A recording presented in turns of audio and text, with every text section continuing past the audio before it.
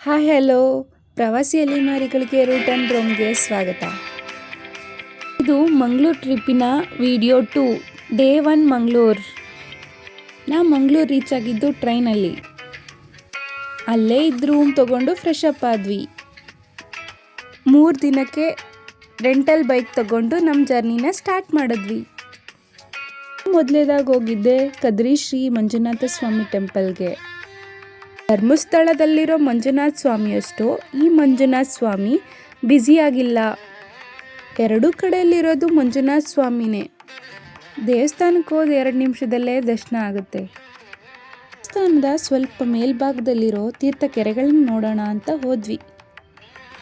ಅಲ್ಲಿ ಒಂದು ಉದ್ವದ ಕೊಳ, ಚಿಕ್ಕದಾದ 7 ಕೊಳಗಳಿದ್ವು. ಕೊಳಗಳು ಅಷ್ಟೇನು ಕ್ಲೀನಾಗಿರಲಿಲ್ಲ. ಕೊಳಗಳನ್ನು ಬಿಟ್ಟು ಒಂದು ಸ್ವಲ್ಪ ಆಚೆ ಬಂದಾಗ ಚಂಬುಗಳ ರಾಶಿ ಕಾಣಿಸ್ತು.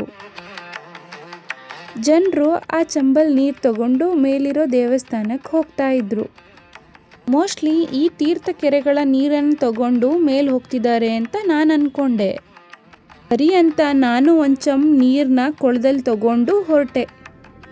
ಅಲ್ಲೇ ಇದ್ದ ಯಾರೋ ಒಬ್ಬರು ಲೋಕಲ್ ಅವರು, ಎಂತ ಮಾರ್ರೆ ಆ ನೀರನ್ನ ಹಾಕ್ಲಿಕ್ಕಿಲ್ಲ ಅಂತ ಮಂಗಳೂರು ಭಾಷೆಯಲ್ಲಿ ಹೇಳಿದ್ರು.